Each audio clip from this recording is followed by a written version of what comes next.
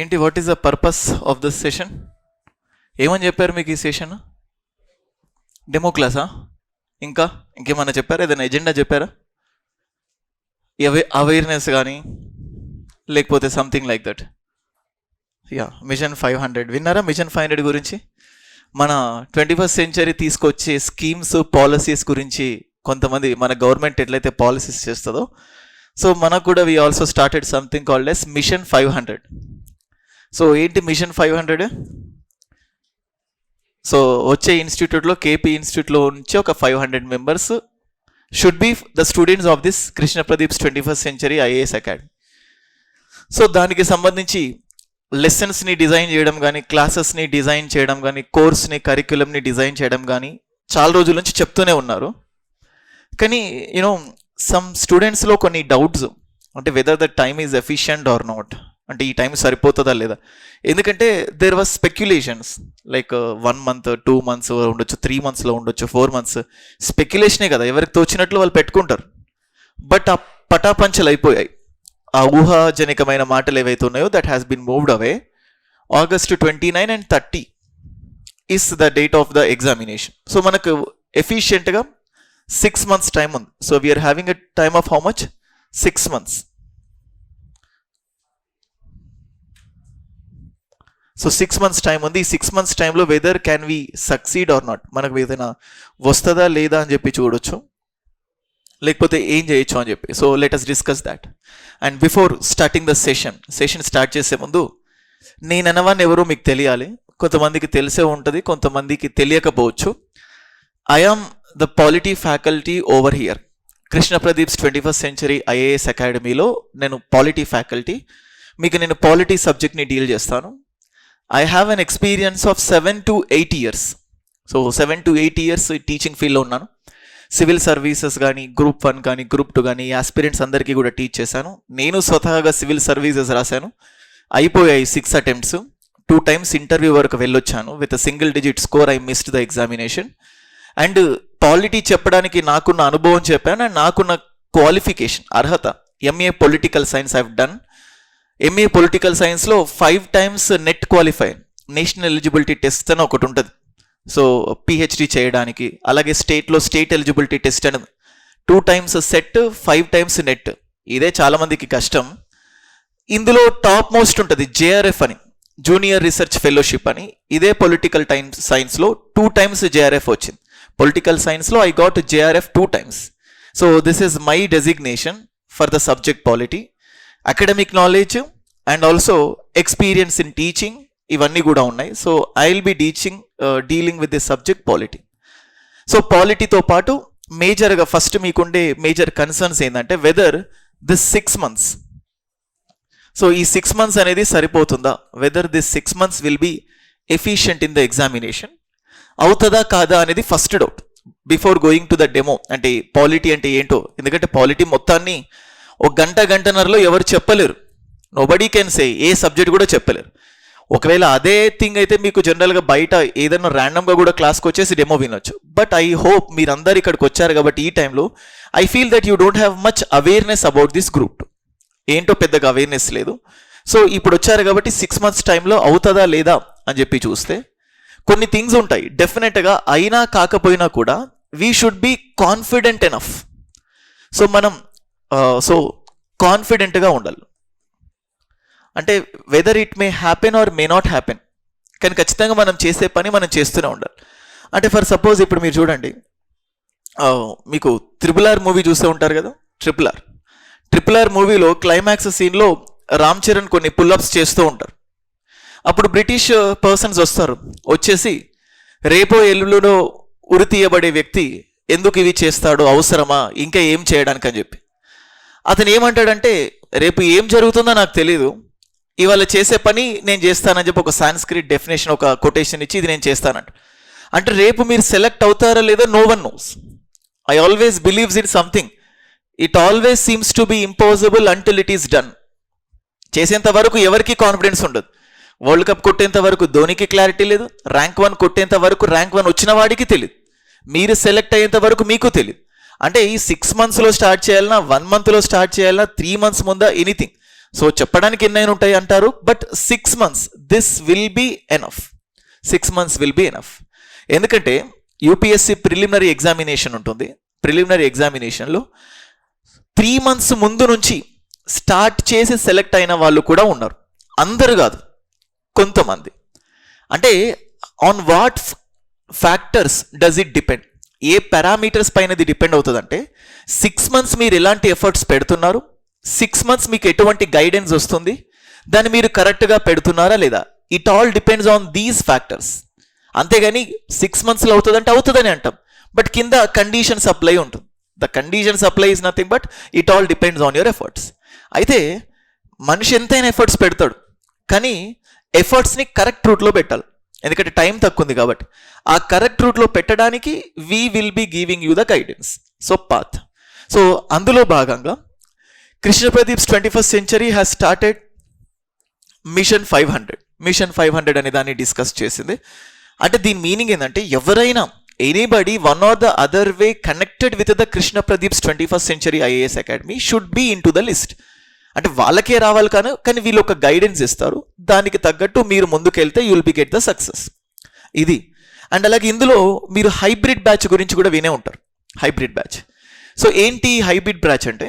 That is జనరల్గా offline ఉంటుంది, online ఉంటుంది, సపరేట్గా చూస్తాం. The hybrid is the combo of this two. కొన్నిసార్లు క్లాసెస్కి వస్తారు, కొన్నిసార్లు క్లాసెస్కి రారు. సో రానప్పుడు అవే ఆన్లైన్ క్లాసెస్ మీకు ఉంటాయి. మీకు ఫర్ సపోజ్ చూడండి, బయట ఆన్లైన్ క్లాసెస్ ఉండి మీరు వింటుంటారు. వింటున్నప్పుడు థింగ్ ఏంటంటే ఫ్యాకల్టీకి మీకు ఏం కనెక్షన్ ఉండదు, బట్ స్టిల్ నా క్లాసెస్ కొన్ని థౌజండ్స్ ఆఫ్ స్టూడెంట్స్ చూస్తారు ఆన్లైన్ క్లాసెస్లో, థౌజండ్స్ ఈవెన్ సమ్ ల్యాక్స్ వరకు కూడా వెళ్ళిపోయింది. కానీ థింగ్ ఏంటంటే నన్ను చూస్తారు ప్రత్యక్షంగా, కానీ నేను అనేవాడిని ఎప్పుడు వాళ్ళకి తెలియదు. ఇక్కడ మీరు వస్తే 2 రోజులు నా క్లాస్కి వస్తారు, 3వ రోజు ఆన్లైన్లో చూస్తారు, కానీ you will be familiar with me. అంటే మీరు ఇమాజిన్ చేసుకోగలుగుతారు. ఎందుకంటే these are not recorded classes. ఇప్పుడు ఇక్కడ ఏదైతే కెమెరా ఉందో ఇదే కెమెరా రోజు ఉంటుంది క్లాస్లో.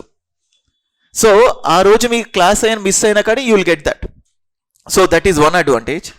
అండ్ ఇంకొకటి, students does know the test series are important, కానీ students will never go for the test. ఎందుకంటే ప్రిపరేషన్ అయిపోని, సిలబస్ అయిపోని అనుకో. 6 months టైం పీరియడ్లో ఎప్పుడు సిలబస్ అయిపోతుంది, 1 month, 2 months, 3 months మనకు తెలియదు. కానీ ఇక్కడ స్టూడెంట్కి ఉండే ఒక కామన్ థింగ్ ఏంటంటే నేను ఏదైతే చదువుతున్నానో చదివిన దాంట్లో నుంచే క్వశ్చన్స్ నేను అటెంప్ట్ చేస్తే ఇట్ విల్ బి ఫైన్ అనుకుంటారు. అలాంటి వాళ్ళ కోసం మనకి ఏదైతే వీక్లో ఒక 2 weeksలో షెడ్యూల్ అయిందో ఆ టాపిక్స్లో నుంచే you will get the questions. ఇందులోంచి వస్తాయి జరిగిన టాపిక్స్ నుంచి.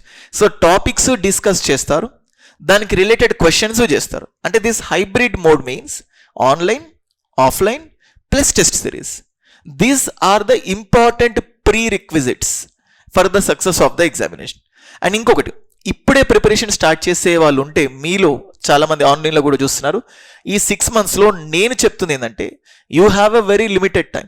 కోచింగ్కి రావడానికి దాదాపుగా 5-6 hours దీనికే సరిపోతుంది, దాన్ని రివైజ్ చేయడానికే సరిపోతుంది.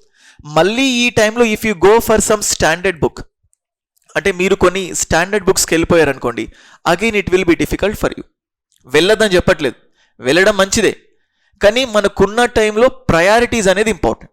సో ఫస్ట్ నేను చెప్తుంది ఏంటంటే focus on the class notes. What am I saying? Focus on the class notes.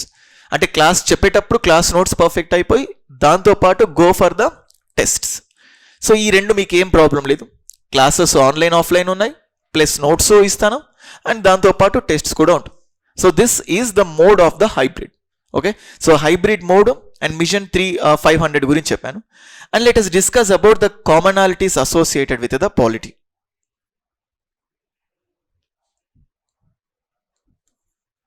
So ఇప్పుడు చూద్దాం. సో పాలిటీకి సంబంధించి ఏం డిస్కస్ చేయాలి ఏంటి చెప్పండి. ఎవరో ఒకరు పాలిటీ అంటే ఏమై ఉండొచ్చు? Set of rules and regulations. So for the time being polity అనే క్వశ్చన్ వచ్చినప్పుడల్లా కూడా there is something called as static polity. Static polity ఉంటుంది. And something called as what? Current polity అంట. You can relate that with the current affairs. Current polity is nothing but the current affairs. అంటే you know the things that are connected with the current affairs. Current అఫైర్స్తో connect అయ్యే polity and అలాగే static polity ఉంటుంది. So మనం కొంచెం సేపు interactive అవుదాం. Polity గురించి ఏముంది న్యూస్లో, what is there in news about this subject polity? నిన్న మొన్న అవతల మొన్న ఇంకొన్ని రోజుల క్రితం ఏముంది న్యూస్లో? Election commission. నిన్న మొన్ననే ఉందా? కొన్ని నెలల నుంచి, నవంబర్ నుంచి దిస్ ఈజ్ ఇన్ న్యూస్. అంటే when we discuss the subject polity, election commission of India articles చూస్తాం, దాని mode of running everything will be discussing. కానీ న్యూస్లో ఎందుకుంది అంటే there is some kind of lack of independence. ఇప్పుడు చూడండి, ఎలక్షన్ కమిషన్ గురించి మాట్లాడితే, ఇప్పుడు free and fair elections is part of a basic structure అని సుప్రీంకోర్టు చెప్పింది. ఇది పక్కన పెట్టండి, ఇంకా ఇప్పుడు మీకు ఏం తెలీదు బేసిక్ స్ట్రక్చర్ ఏంటంటో, లెట్స్ కీప్ అసైడ్. సో ఆరోగ్యవంతమైన వాతావరణంలో ఎన్నికలు జరపడం అనేది రాజ్యాంగ మౌలిక స్వరూపంలో భాగం అంట. So it is a free and fair elections as part of a basic structure. అంటే మంచి ఎలక్షన్స్ లేకపోతే మంచి రూలర్ రాడు. ఒకవేళ ఎలక్షన్స్ నిష్పక్షపాతంగా అంటే ఇంపార్షియల్గా జరగకపోతే, 1967 వరకు సెంటర్లో అండ్ స్టేట్లో కాంగ్రెస్ పార్టీ ఉంది, డామినెంట్గా కాంగ్రెస్ పార్టీ ఉంది. తర్వాత మళ్ళీ మొరార్జీ దేశాయ్ ప్రైమ్ మినిస్టర్ అవుతాడు, జనతా పార్టీ. అంటే ఒకవేళ ఎలక్షన్ కమిషన్ ఎవరి చేతుల్లోనైనా ఉంటే మొత్తం ఒకటే పార్టీ ఉండేది సెంటర్లో, అంతే కదా. యూపీఏ 1, యూపీఏ 2 కాంగ్రెస్ చాలా బలంగా ఉంది. తర్వాత ఎవరు వచ్చారు? మళ్ళీ బీజేపీ. నెక్స్ట్ మళ్ళీ బీజేపీ రావచ్చు, కాంగ్రెస్ రావచ్చు. అంటే పార్టీ ఏదైనా రావాలంటే మంచి ఎలక్షన్ కమిషన్ ఉండాలి.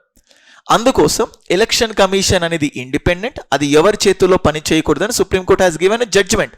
అంటే leader of the opposition, prime minister, వీళ్ళంతా ఉండాలి, సుప్రీంకోర్టు చీఫ్ జస్టిస్. ఇది న్యూస్లో ఉంది. Fine, very good. Election commission గురించి న్యూస్లో ఉంది.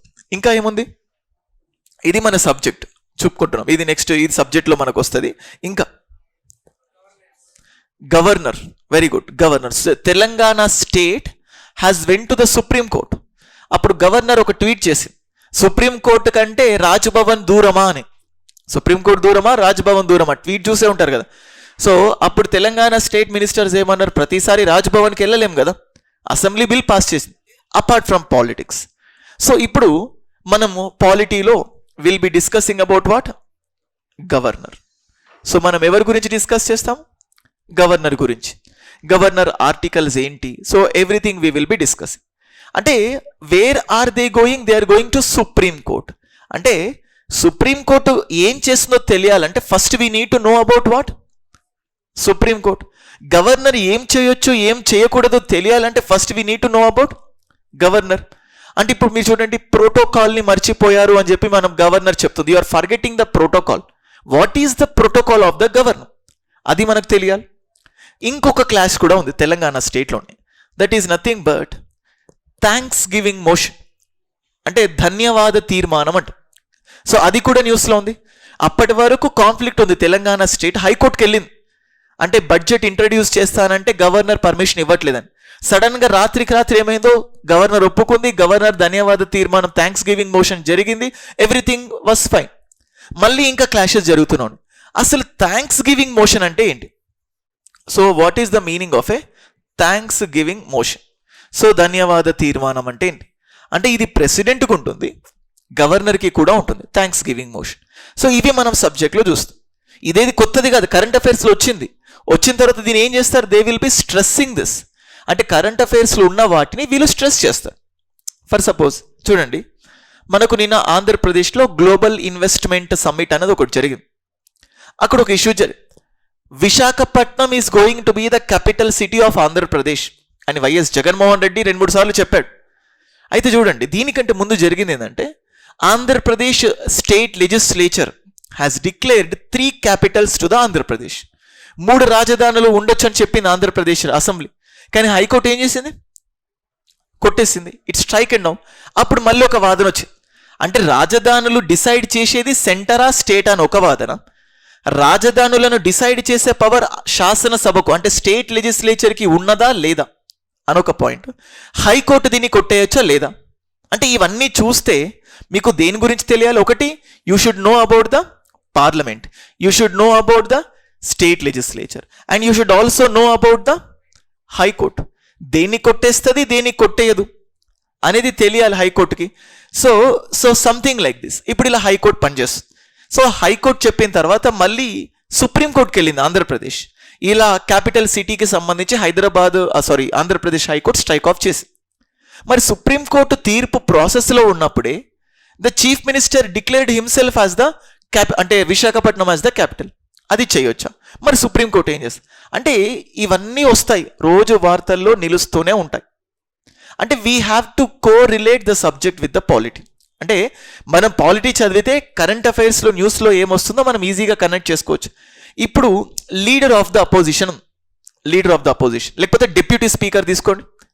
డిప్యూటీ స్పీకర్ పోస్ట్ గురించి కూడా న్యూస్లో ఉందా? సో కొన్ని రోజులుగా పార్లమెంట్లో డిప్యూటీ స్పీకర్ అనే పదవి ఖాళీగా ఉంది. సో ఎందుకు అపాయింట్ చేయట్లేదు? So what is the article related to the deputy speaker? ఏ పద్ధతులు అంటే ఏ పద్ధతి ప్రకారం మీరు అపాయింట్ చేయట్లేదు డిప్యూటీ స్పీకర్ని? ఇది న్యూస్లో ఉందా లేదా? సో ఇవన్నీ దేంతో కనెక్ట్ చేసుకోవచ్చు? Current affairs. ఇంకొకటి రిమోట్ ఓటింగ్ సిస్టమ్ అనేది ఉందా న్యూస్లో?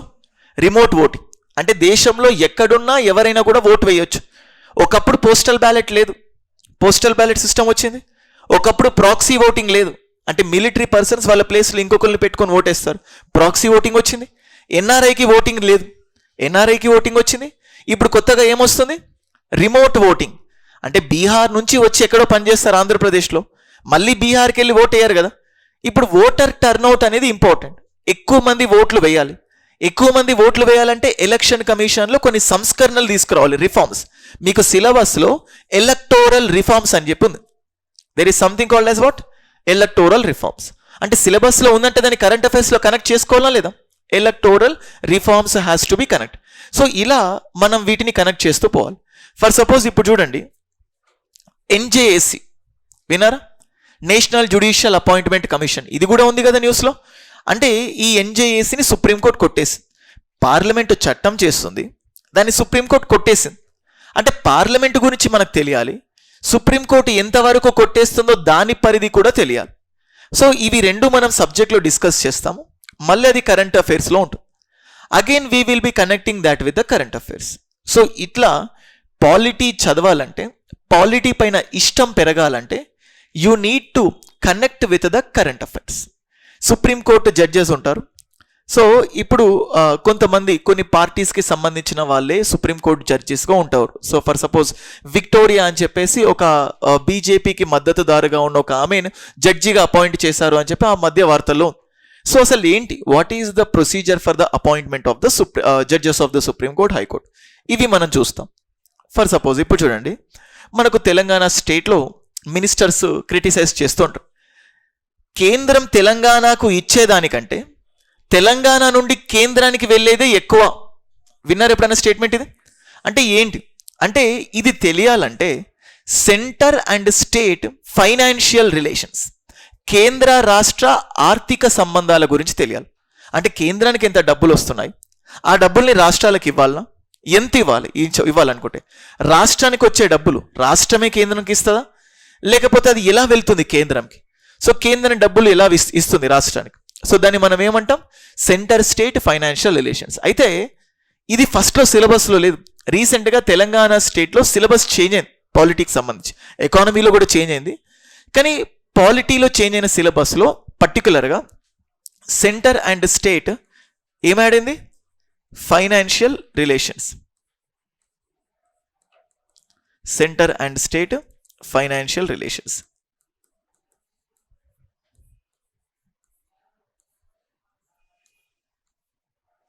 Financial relations. సో ఏముంది? సో అంటే ఈ ఫస్ట్ నుంచి కూడా నా నోట్స్లో మీకు 4 years బ్యాక్ నా నోట్స్ మార్కెట్లో ప్రతి స్టూడెంట్ వచ్చిన తర్వాత కనిపిస్తూనే ఉంటుంది. అప్పుడు సిలబస్లో ఫైనాన్షియల్ రిలేషన్స్ అని యాడ్ చేయలేదు, కానీ రీసెంట్గా యాడ్ చేస్తారు. యాడ్ చేసినా still you can find this in our notes financial. ఎందుకంటే సెంటర్ స్టేట్ రిలేషన్స్ అర్థం చేసుకోవాలంటే ఇంకా మనకి ఏం అర్థం కావాలి? ఫైనాన్షియల్ రిలేషన్స్ అర్థం కావాలి. ఇంకొక పాయింట్ కూడా సిలబస్లో కొత్తగా యాడ్ చేస్తారు, ఇంటర్ స్టేట్ డిస్ప్యూట్స్. అంతర్రాష్ట్ర వివాదాలు జరుగుతున్నాయా? డిస్ప్యూట్స్ ఎవరెవరికి మధ్యలో జరిగాయి? సో ఏపీ, తెలంగాణ, ఇంకా కర్ణాటక, మహారాష్ట్ర, బెలగావి గురించి మీరు వినే ఉంటారు కదా. అలాగే ఈశాన్య రాష్ట్రాలు, నార్త్ ఈస్టర్న్ స్టేట్స్ ఉన్నాయి కదా, వాటిల్లో కూడా చాలా వరకు క్లాషెస్ ఉన్నాయి.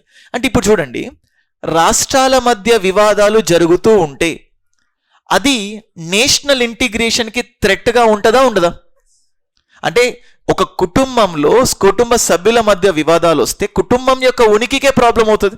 ఒక జాయింట్ ఫ్యామిలీ ఉంటుంది, ఇద్దరి మధ్యలో ముగ్గురు మధ్యలో గొడవ అయితే ఏమవుతారు? పక్కకి వెళ్ళిపోతారు.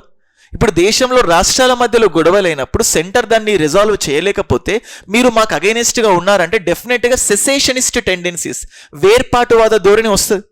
అందుకోసం కొత్తగా మళ్ళీ ఏం చేశారు? ఇంటర్ స్టేట్ రిలేషన్స్, అంటే ఆల్రెడీ ఉంది ఇంటర్ స్టేట్ రిలేషన్స్, కానీ డిస్ప్యూట్స్, వివాదాలు ఎందుకు వస్తున్నాయి? ఎవరెవరి మధ్యలో వివాదాలు. ఇప్పుడు వివాదాలు జరిగితే ఆటోమేటిక్గా ఏమని చెప్పాను?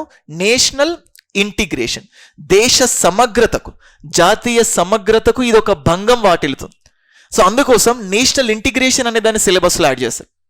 సో అంటే ఏ కంటెక్స్ట్లో యాడ్ చేస్తారో మీరు అర్థం చేసుకోండి. So why national? ఇప్పుడు మీరు చూడండి, ఖలిస్తానీ గురించి మళ్ళీ వార్తల్లో వింటూ ఉంటారు.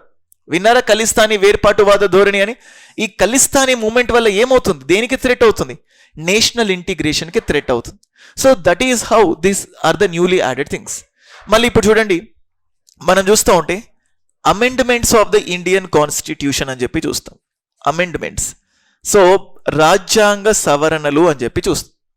పాలిటీ నేర్చుకునే ప్రతి ఒక్కరు ఖచ్చితంగా తెలియాల్సిందల్లా ఏంటి? అమెండ్మెంట్స్. అమెండ్మెంట్ అంటే సవరణలు అంటాం. సో ఫస్ట్ నుంచి కూడా నేనే కాదు, పాలిటీ చెప్పే చాలా ఫ్యాకల్టీస్ ఈ అమెండ్మెంట్ ప్రొసీజర్ గురించి చెప్తారు. అంటే సిలబస్లో లేదు డీటెయిల్డ్గా, అయినప్పటికీ కూడా వీ హ్యావ్ డిస్కస్డ్ దట్. అంటే నేను చెప్తుంది ఏంటంటే, సిలబస్లో ఫర్ సపోజ్ ఒక 10 ఆస్పెక్ట్స్ ఉన్నాయనుకోండి, 10 ఆస్పెక్ట్స్లో నుంచి ఒక 50 మార్క్స్ వచ్చాయనుకోండి, ప్రతి దాంట్లో నుంచి 5 క్వశ్చన్స్ వస్తాయని మీరు ఇమాజిన్ చేయొద్దు. ఒక్కొక్కసారి ఒకే టాపిక్లోంచి 20 క్వశ్చన్స్ వస్తాయి, ఒక టాపిక్లోంచి రాకపోవచ్చు, ఒక టాపిక్లోంచి ఎక్కువ, ఒక టాపిక్లోంచి తక్కువ. Listen, no one can predict, ఎవరు ప్రెడిక్ట్ చేయలేరు. ఛాలెంజ్ చేస్తున్నాను, ఇందులో నుంచే వస్తాయి. అంటే మీకు స్కూల్ డేస్లో గుర్తుండే ఉంటుంది, మిడ్ టెస్ట్లో సర్ప్రైజ్ టెస్ట్ బుక్ తీసుకెళ్లి సార్ ముందు పెట్టి, సార్ ఒక టిక్ పెట్టండి ఏవేవి ఇంపార్టెంట్ అని చెప్పి. ఇట్లా కూడా నా దగ్గరకు వస్తారు. యూనో ఏదో లక్ష్మీకాంతో లేకపోతే తెలుగులో ఏదైనా బుక్ తీసుకొచ్చి స్టార్టింగ్లో పేర్లు ఉంటాయి కదా, ఎగ్జామ్కి ఎగ్జాక్ట్గా 3 నెలల ముందు, సార్ కొంచెం టిక్ పెట్టిస్తారని. అంటే ఇది నా సాటిస్ఫాక్షన్ కోసం, ఏదో మీ సాటిస్ఫాక్షన్ కోసం ఇస్తాం. రాలేవనుకోండి, నా పైన మళ్ళీ సూ చేయలేరు కదా, మీరు చెప్పారు ఇందులోంచి వచ్చాయి రాలేదని. అంటే థింగ్ ఏంటంటే, నో వన్ కెన్ ప్రెడిక్ట్. నేను చెప్తుంది ఏంటంటే, you have to complete what? Syllabus. అంటే సిలబస్ కంప్లీషన్నే మన ఫోకస్ ఉండాలి. ఈ చదివేటప్పుడు ఇందులోంచి ఇది నేను ప్రాక్టికల్గా పాసిబిలిటీస్ చెప్తున్నాను. ఫ్యాకల్టీ స్టూడెంట్స్ని అట్రాక్ట్ చేయడానికి ఫండమెంటల్ రైట్స్లోంచి ఖచ్చితంగా 15 క్వశ్చన్లు, సెంటర్ స్టేట్ రిలేషన్స్ నుంచి ఖచ్చితంగా 20 క్వశ్చన్లు, డిపిఎస్పీస్ నుంచి 5, పంచాయత్ నుంచి 5, ఇలా చెప్తారు. సో వాళ్ళు తప్పు, నేను కరెక్ట్ అని చెప్పట్లేదు, but no one has the right. అంటే ప్రెడిక్షన్స్ ఉంటాయి, కానీ 100 అలా చెప్తుంటే స్టూడెంట్కి ఏమవుతుందంటే దాన్ని ఫోకస్ చేస్తాడు, దాంట్లోంచి ఎక్కువ వస్తాయి, రాలేవనుకో హర్ట్ అవుతాడు. అందుకే థింగ్ ఏంటంటే, you have to focus on the syllabus. So మనకు డీటెయిల్గా ఏవైతుందో కొన్ని ఇంటర్ కనెక్టెడ్ టాపిక్స్ ఏవైతే ఉన్నాయో ఆ సిలబస్ మొత్తాన్ని కనెక్ట్ చేయాలి. సో అందుకే స్టాటిక్ పార్ట్ని నేను కవర్ చేస్తాను, అలాగే ఈ డైనమిక్ పార్ట్ కరెంట్ అఫైర్స్ ఏదైతే ఉంటుందో దాన్ని నేను కవర్ చేస్తాను. Both Telugu medium and English medium 2 బ్యాచెస్కి నేనే చెప్తాను. ఓకే, మీకు ఆన్లైన్లో నేనే కనిపిస్తాను, ఆఫ్లైన్లో నేనే కనిపిస్తాను. మీకు పెట్టే టెస్ట్స్కి క్వశ్చన్స్ కూడా నేనే పెడతాను, ఫ్యాకల్టీయే పెడతారు క్వశ్చన్స్, బయటకు అవుట్ సోర్సింగ్ ఇచ్చి కాదు. మీరు కావాలంటే ఎగ్జిస్టింగ్ హైబ్రిడ్ బ్యాచెస్ ఏవైతే ఉన్నాయో మీరు కొద్దిసేపు మాట్లాడవచ్చు, పక్కనే క్లాసెస్ జరుగుతున్నాయి వాళ్ళు, how the classes are going on. So ఈ మూడింటిని కూడా డీటెయిల్డ్గా చెప్పి syllabus will be cover. Next, పాలిటీలో ఎన్ని మార్క్స్ వస్తాయి అనే ఒక క్వశ్చన్ వస్తే ఎగ్జాక్ట్గా to the point of the syllabus ప్రకారం, పేపర్ 2 ప్రకారం తెలంగాణ స్టేట్లో ఎన్ని వస్తాయి? 50. కానీ మొన్న జరిగిన 2016 క్వశ్చన్ పేపర్లో ఎగ్జామినేషన్లో పాలిటీ నుంచి దాదాపుగా 80 నుంచి 85 క్వశ్చన్స్ వచ్చాయి. How many came? 80 to 85 polity subject నుంచి. ఎందుకు అంటే 50 క్వశ్చన్స్ పక్కా వస్తాయి, కొన్ని క్వశ్చన్స్ కరెంట్ అఫైర్స్ పేపర్ 1లో ఉన్న నేషనల్ ఇంటర్నేషనల్ ఇష్యూస్ అని ఉంది కదా, నేషనల్ ఇష్యూస్లో కొన్ని కవర్ అవుతాయి. పేపర్ 1లో రైట్స్ ఇష్యూస్ అని ఒకటి ఉంది, దాంట్లో కవర్ అవుతుంది.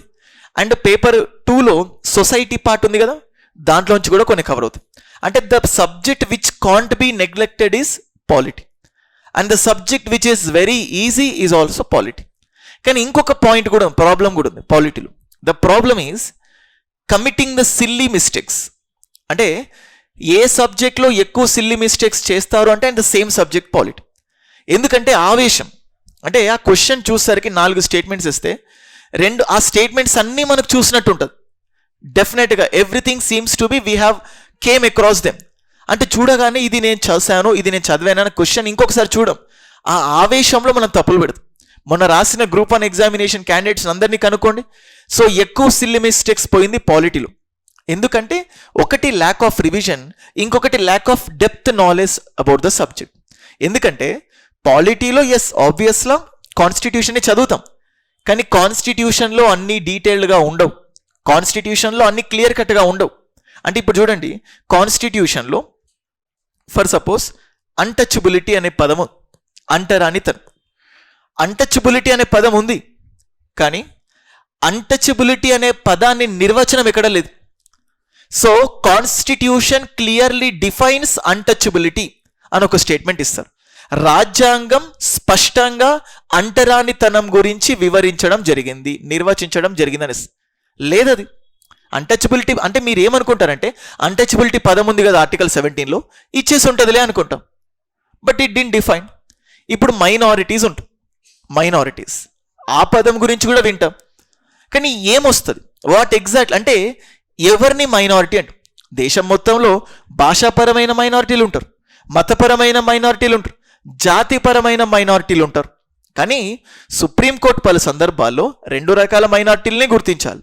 ఒకటేంటి, లింగ్విస్టిక్ మైనారిటీస్, లాంగ్వేజ్ బేస్డ్గా భాషాపరమైన మైనారిటీలు, అండ్ సెకండ్ రిలీజియస్ మైనారిటీస్, మతపరమైన మైనారిటీలు. సో ఇలా కొన్ని పదాలు ఉంటాయి, స్పష్టత ఉండదు. ఇంకొన్ని పదాలు ఉండవు, కానీ దాన్ని నిర్వచిస్తారు. ఇప్పుడు ఫర్ సపోజ్ జుడిషియల్ రివ్యూ అనే పదం మీరు ఉంటారు, న్యాయ సమీక్ష అంటాం. ఏమంటాం అది? జుడిషియల్ రివ్యూ, న్యాయ సమీక్ష. ఇది మీకు సిలబస్లో ఉంది డీటెయిల్డ్గా.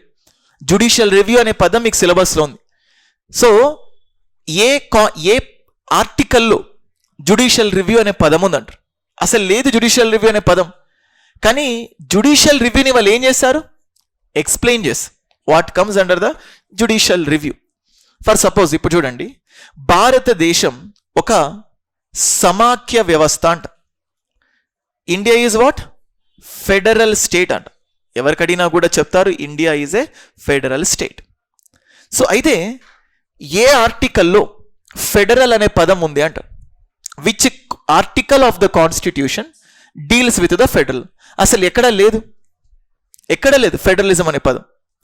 అంటే మరి ఫెడరల్ నేచర్ అని ఎట్లా చెప్తున్నారు సార్ అంటే, ఇదొక బోర్డు, ఈ బోర్డు మీద ఏదైనా రాసుకోవచ్చు, అవసరమైనప్పుడు రబ్ చేయొచ్చు, 4-5 స్లైడ్స్ వస్తాయి, ఇందులో పీపీటీస్ డిస్ప్లే చేయొచ్చు, ఇందులో పీడిఎఫ్ డిస్ప్లే చేయొచ్చు, దీనికి ఒక స్టాండ్ ఉంటుంది.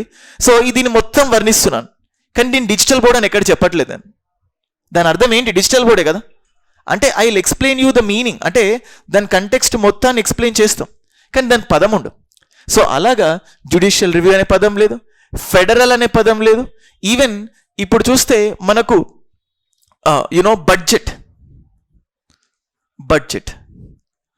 బడ్జెట్ అనే పదం కూడా లేదు.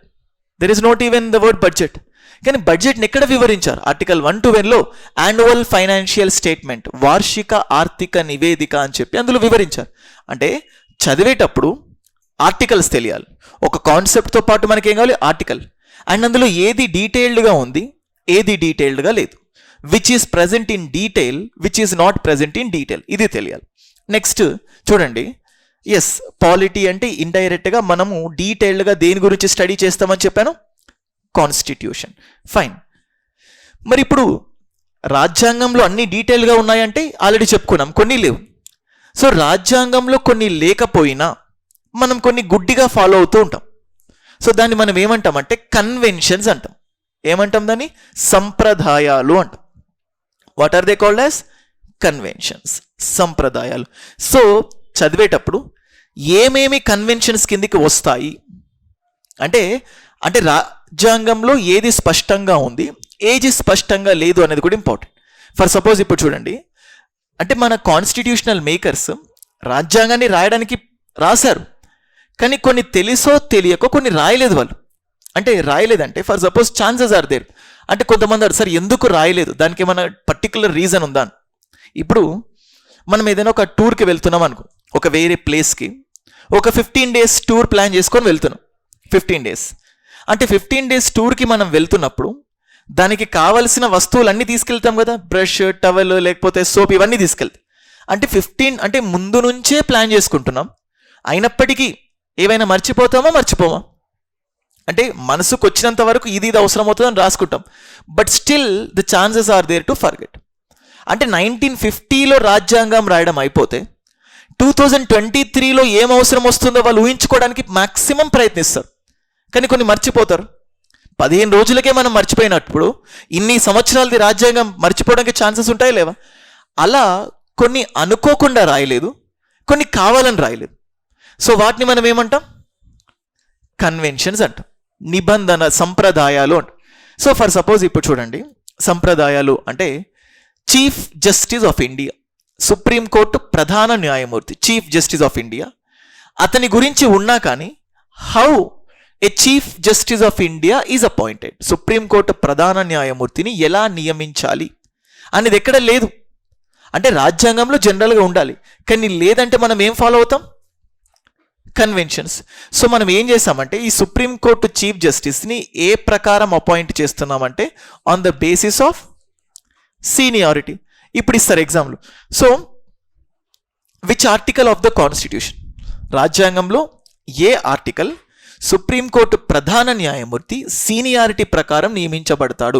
On what basis the chief justice of India is appointed on the basis of seniority? Nothing, ఎక్కడ కూడా లేదు. దట్ ఈస్ నథింగ్ బట్ ఏంటి? కన్వెన్షన్స్. సో దాన్ని సంప్రదాయాలు అంటాం. Will be just following them. ఇప్పుడు ప్రోటెం స్పీకర్ ఉంటుంది, స్పీకర్ వచ్చేంత వరకు ప్రోటెం స్పీకర్ డ్యూటీస్ని కండక్ట్ చేస్తుంది. Which article of the constitution deals with the pro tem speaker అని ఇస్తారు. Nothing will be there. అతనేంటి? Just it's a convention. So ఇలా పాలిటీకి సంబంధించినవి అంటే వీలైనంత వరకు కాన్స్టిట్యూషన్లో లేనివి మనం ఏం చేస్తాం? కన్వెన్షన్స్ గురించి చూస్తాం. ఓకే, సో దీస్ అంటే ఇవన్నీ ఇంపార్టెంట్గా పాలిటీ సబ్జెక్ట్ చెప్పేటప్పుడు, నేర్చుకునేటప్పుడు ఇవన్నీ కూడా చెప్తాం. Okay, and as I told you, మీకు ఇంతకుముందు చెప్పినట్టు ఎన్ని మార్క్స్ వస్తాయని చెప్పాను? దాదాపుగా 80 to 85 marks from the subject polity.